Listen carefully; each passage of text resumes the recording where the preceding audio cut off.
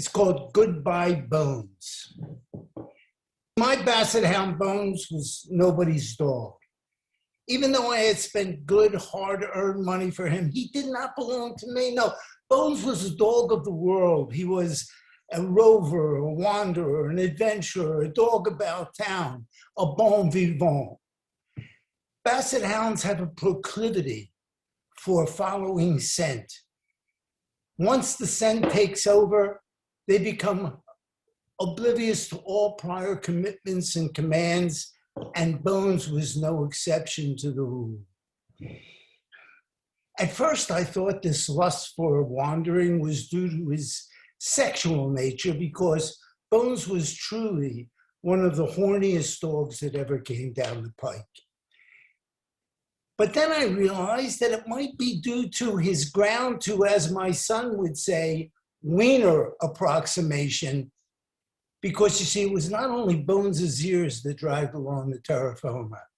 Bones had to be very careful when negotiating bumpy roads, and was often driven into ecstasy when running through fields of tall grass. He was such a beautiful puppy.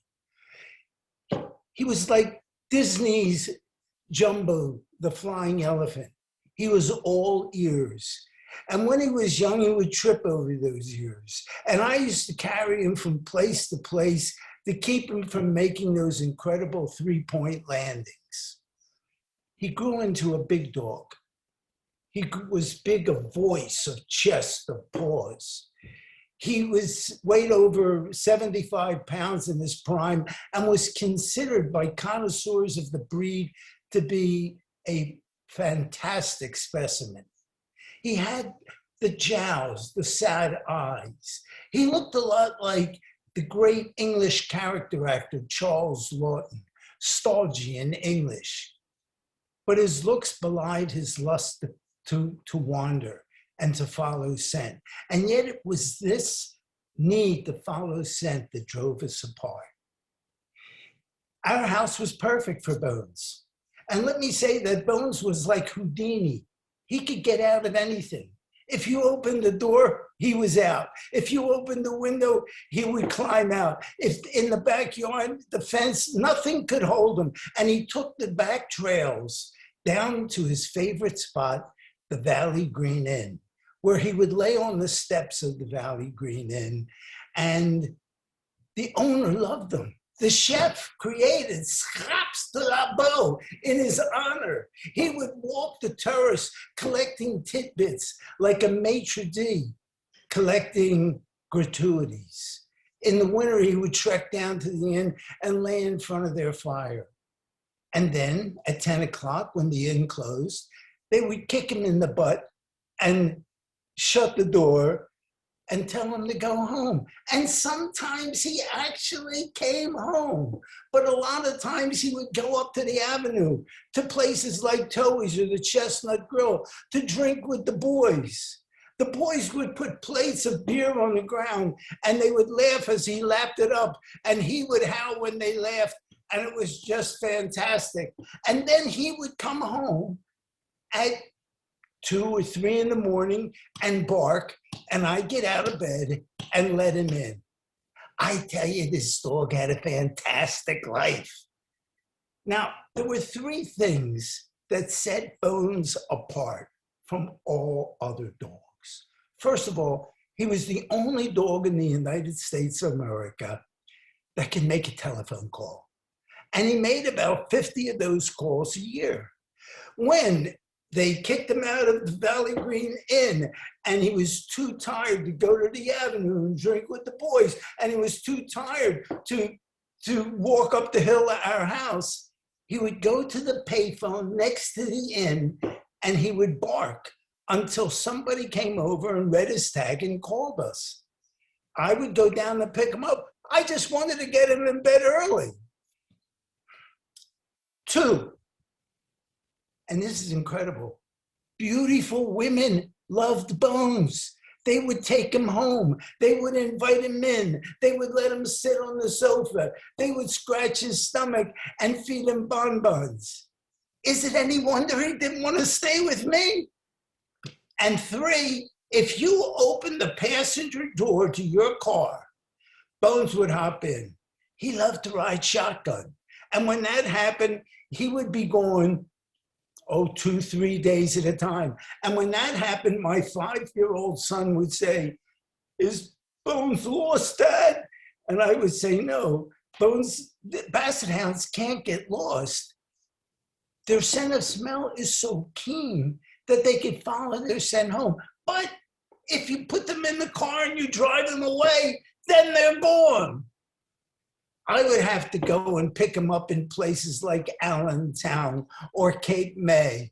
I mean, people would take them away, and my wife would say, "Boy, they thought they really had a dog." Can you imagine trying to keep him in last night? And my son would say, "He's not lost, Mom. He just doesn't know where he is." Well, to stop all this, I created a sign, a tag that was this big. It hung around his neck like a bow tie. It said, "Bones, I am not lost. Do not feed me. Do not take me away." This tag was ignored like it didn't exist. And I'm telling you, 5 or 6 times a year, I would travel to far off places to bring him back. Most people who took Bones had only good intentions. But once he was actually kidnapped and held for ransom. The kidnapper, when he called, was young and Spanish. "So, man, I got your dog here, man. How much you going to pay me to bring him back?" I said, "No, how much are you going to pay me to bring him back?" He said, "Hey, man, don't you play with me, man. I know this dog is famous. I see him on the tube all the time. What are you, crazy, man?" Now, actually, Bones did have a bit of notoriety. My wife had entered him in the first Philadelphia Silly Dog Contest, and he won first prize. The prize was 4 tickets to a Phillies game and a chance for Bones to dance on the field with the Philly Fanatic. I thought the tune that they chose, "You Ain't Nothing But a Hound Dog," was so appropriate. 30,000 people absolutely loved it, and Bones loved them, and he howled for them, and they clapped for him. But I wasn't going to tell the dog napper that. "No, man, this dog isn't famous. You have the wrong dog." "Yo, man, don't tell me." And he hung up. The next morning, he called back. "Yo, man, this dog is crazy, man. This dog, he barked all night, man. I'm going to put him out at 8th and Girard." I said, No.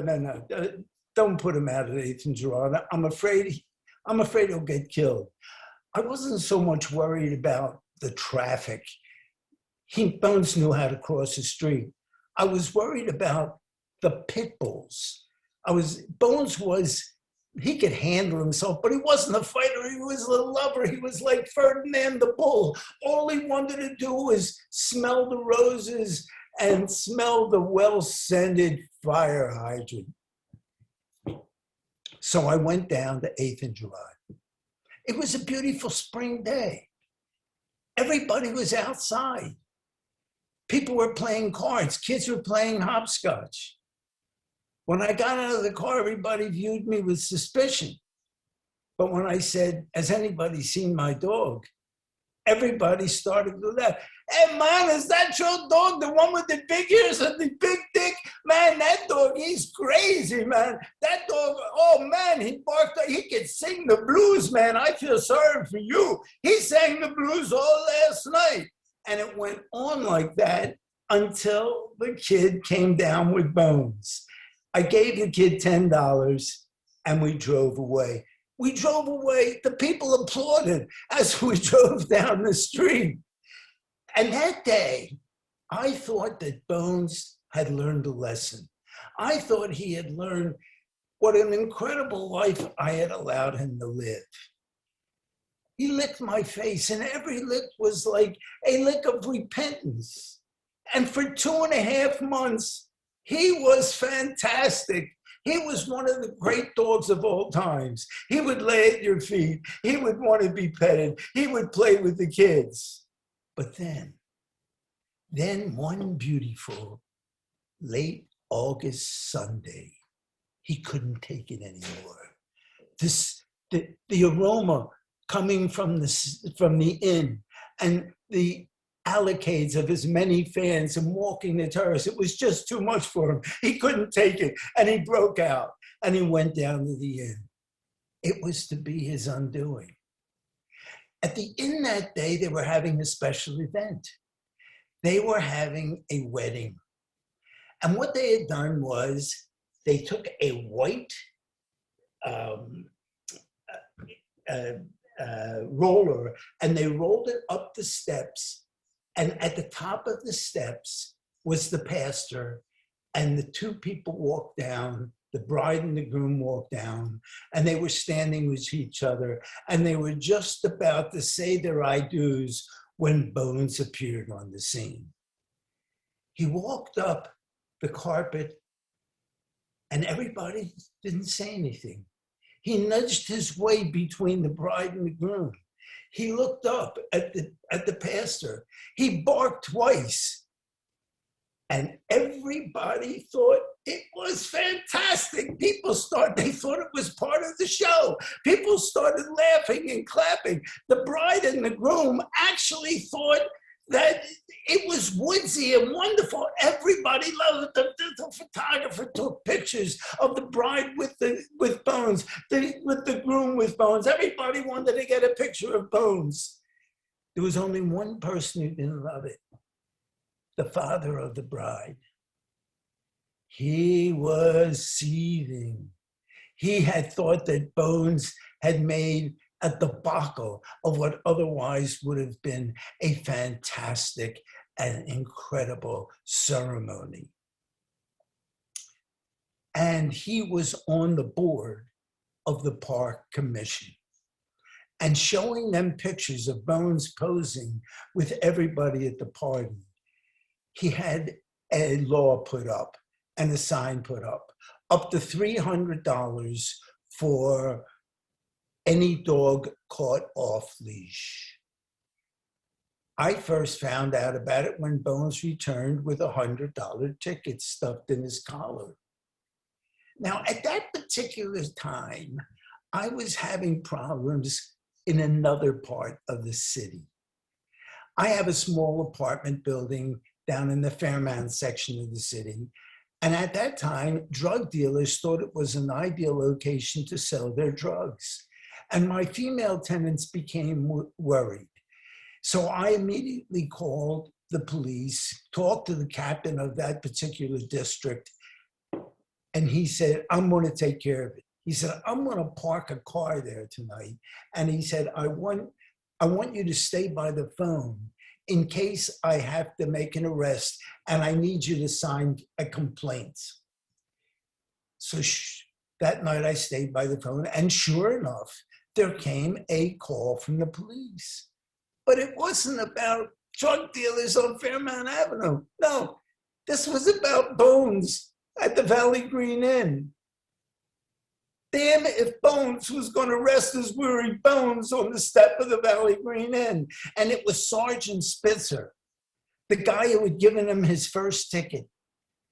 Spitzer was hounding the hound like Inspector Javert was hounding Jean Valjean. Bones was going to get his ticket and he was going to pay. I said, Sergeant Spitzer, do me a favor. Give me a break because I'm expecting this important call. I have another problem down in the city. He said, if you're not down here in 5 minutes, I'm taking this dog to the SPCA at 5th and Erie. Do you hear me? I want you down here in 5 minutes. Sergeant, don't sergeant me. Get down here. I said, listen, Sergeant, let me just, I have an idea. It's an hour down to 5th and Erie. It's an hour back. It's an hour there. It's 3 hours out of your day to arrest a dog. Could you stop off on Fairmount Avenue and pick up a couple of drug dealers? Spitzer slammed down the phone. It was then I made a decision. I was going to say goodbye to Bones. I just couldn't take it anymore. He was just a royal pain in the ass. I loved him with all my heart, but he was just too much. I called the family together. I said, I think we should go down and say goodbye to Bones and let Spitzer take him to Fifth and Erie. Everybody was kind of in shock. We got in the car.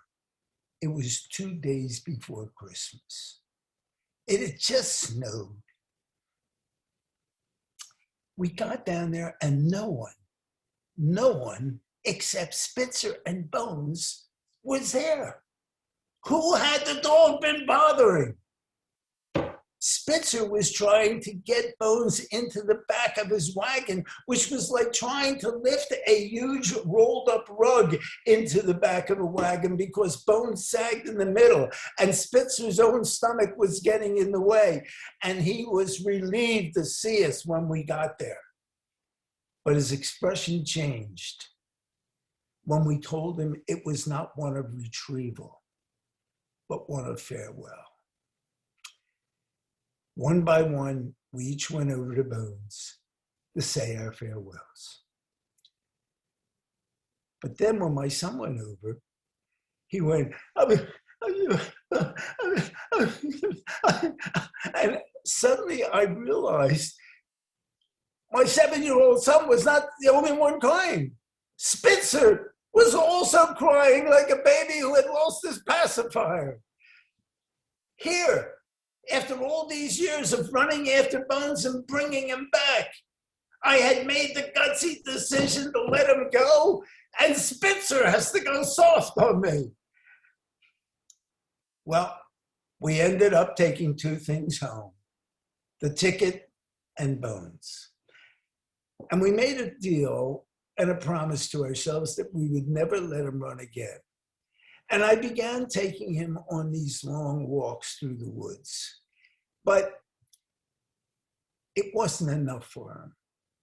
He was always churning inside.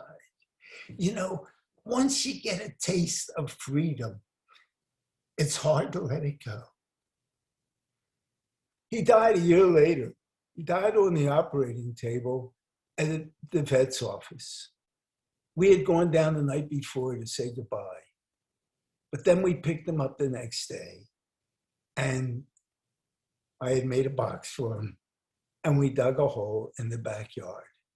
It was a sunny spot. It was right along the trail that he took to go to the Valley Green Inn. We laid him to rest, and we said our goodbyes. And as we walked back to the house, my son took my hand, and he said, "He's not lost now, is he, Dad?"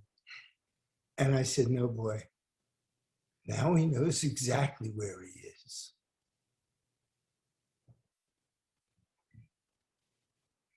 Thanks for coming, guys.